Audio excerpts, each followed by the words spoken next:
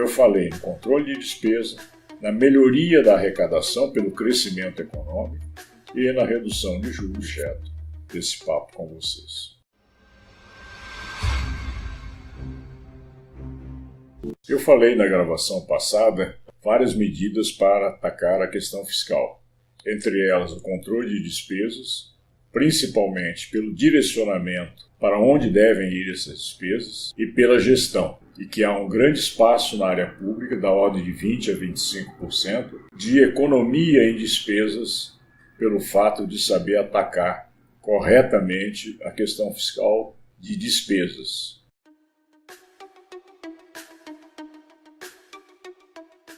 E falei também em dois outros vetores muito importantes e mais importantes que o controle de despesa, que é o aumento da arrecadação e a redução da conta de juros. O aumento da arrecadação, ela se dá não pelo aumento de impostos, porque a sociedade não aceita e porque não vê resultado quando aumenta o pagamento de impostos, não tem um retorno de serviços que ela precisa.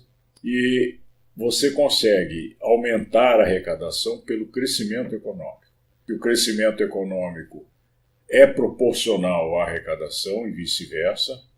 A arrecadação cresce porque ela se incide sobre o faturamento das empresas, sobre a folha de pagamento das pessoas e também sobre alguma coisa da propriedade e das vendas de forma geral do comércio, da indústria. Agora, não falei da questão de juros. É muito importante porque representa qualquer coisa como 6, 7, 8% do produto interno bruto. No resto do mundo, esse nível é da ordem de 1 a 2% no máximo. Então o Brasil está em descompasso na questão fiscal com essa conta de juros.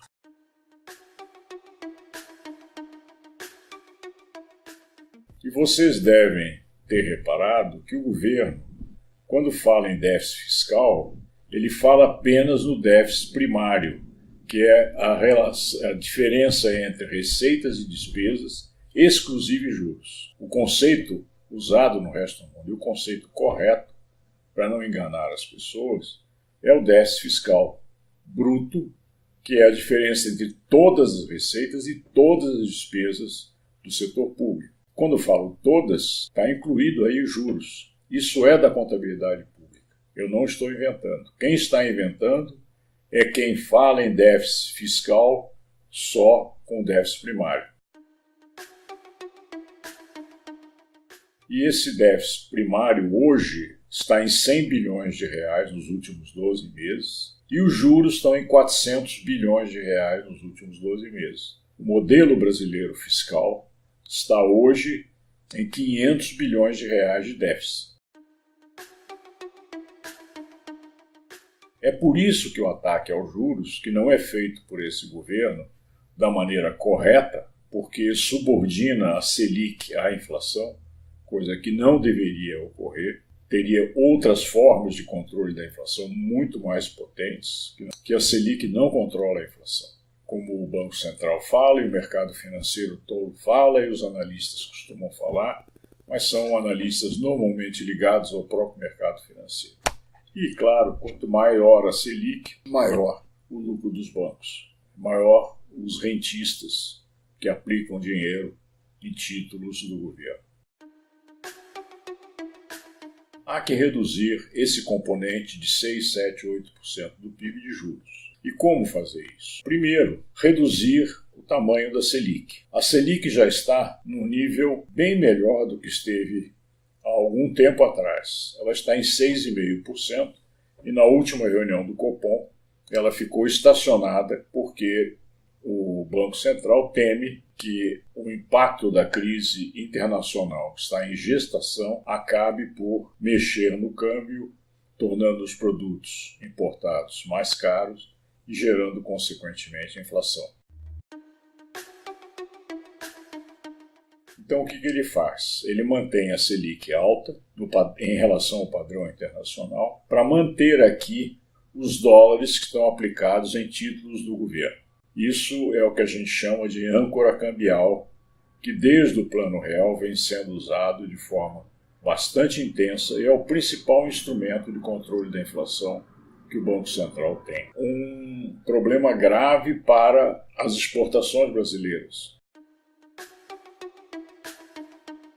O câmbio ficando em níveis artificialmente baixos, ele faz com que o produto importado ele fique mais barato e as exportações mais caras. Fica difícil o país ter as suas contas externas melhoradas. Já melhorou? Já. Mas 3,20, que era o câmbio há alguns meses atrás, estão completamente fora de uma realidade cambial. A taxa básica de juros, aqui no Brasil chamada Selic, em outros países, não apenas países desenvolvidos, mas também países emergentes, elas são reguladas pelos bancos centrais em níveis praticamente iguais aos da inflação. Então, se um país tem inflação de 5%, a taxa básica de juros lá é 5%, estourando 6%. Muitos países trabalhavam até com taxa básica abaixo da própria inflação. O que a gente quer é que aqui no Brasil a inflação oficial está por volta de 2,5% a 3%, mas a Selic está em 6,5%, mais do dobro da inflação. E a gente pode e deve reduzir essa Selic para um nível mais baixo, tipo 4%, no limite 5%. E ao fazer isso, os títulos que são relacionados direta ou indiretamente com a Selic, os títulos de dívida do governo, que pagam juros, eles vão ser beneficiados. Porque quem arbitra os juros desses títulos é o próprio governo. É ele, através do Copom, que define a Selic. Ao fazer a redução da Selic ao nível da inflação, você faz uma economia bastante expressiva, coisa superior a 100 bilhões de reais por ano de juros. Isso é muito importante.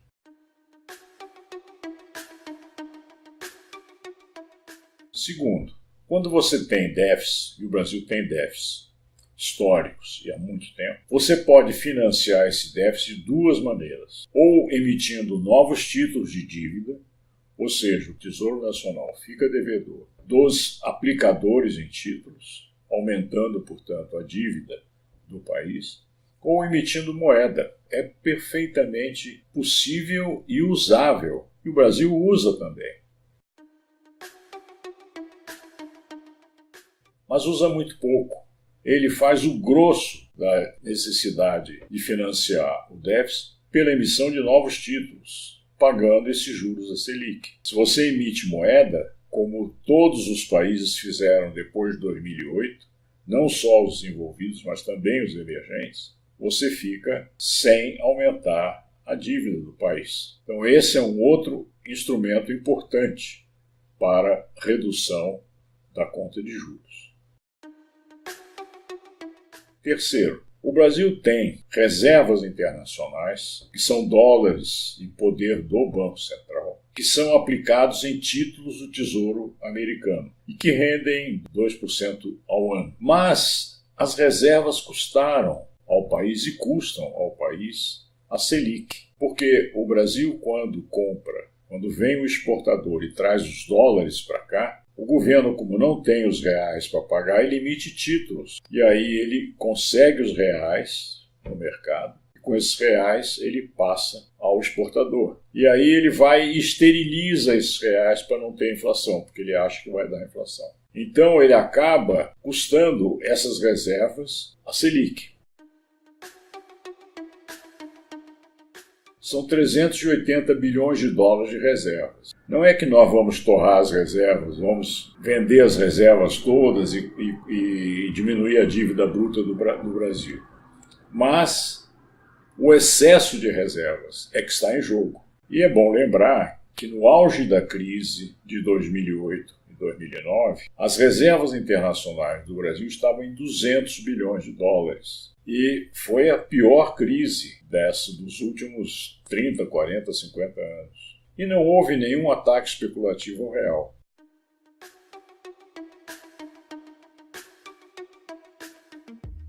E além disso, existem vários estudos, inclusive estudos do Bradesco, mostrando que a métrica do nível adequado de reservas internacionais não precisa superar os 200 bilhões de dólares. Há estudos do Fundo Monetário Internacional falando a mesma coisa. Então nós temos cerca de 180 bilhões de dólares de excesso de reservas. E esse excesso de reservas custam os olhos da cara de juros no Brasil, porque elas são oneradas pela Selic e elas são aplicadas em títulos do Tesouro Americano.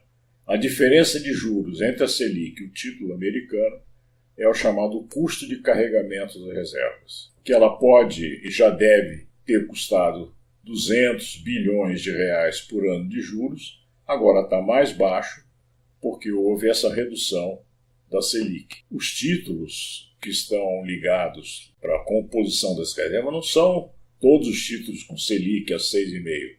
Tem títulos mais antigos. E esses títulos, a média é bem superior a 6,5%.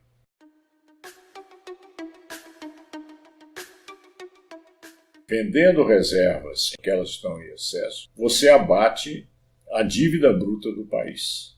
Que você pega esse dinheiro que vem com a venda das reservas e resgata títulos. Você abate títulos. E por último, embora tenham outras possibilidades não tão importantes, no meu juízo, com relação à redução dos juros, é o seguinte: todos os recursos do Tesouro estão depositados no Banco Central. E o Brasil tem mais de R$1 trilhão na conta corrente do Banco Central. E esse excesso poderia ser usado para resgatar títulos. E aí sim, você teria uma redução no custo de juros também. Essas são algumas possibilidades. Existem outras. Poderão fazer uma economia da ordem de 300 bilhões de reais por ano de juros, quando o governo está lutando aí com 100 bilhões de reais no déficit primário, está deixando de usar 300 bilhões de reais de juros sem prejudicar ninguém, sem falar em reforma da Previdência, simplesmente não dando a colher de chá fantástica que fica para os grandes bancos, que são os maiores interessados nessa conta de juros.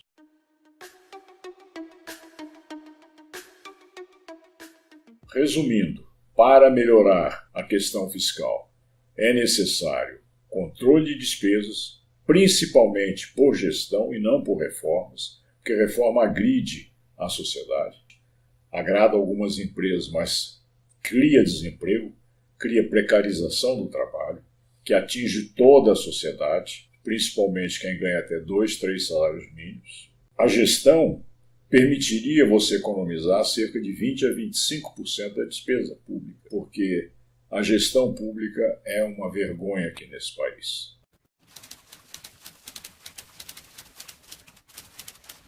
Oi, pessoal. Esse ano, um ano muito agitado, muita disputa, são as eleições em jogo, muita paixão, muitas ideias, muita discussão.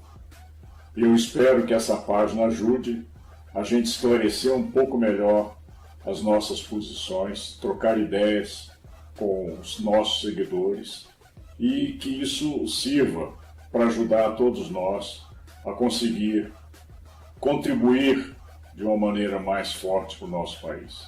Muito obrigado.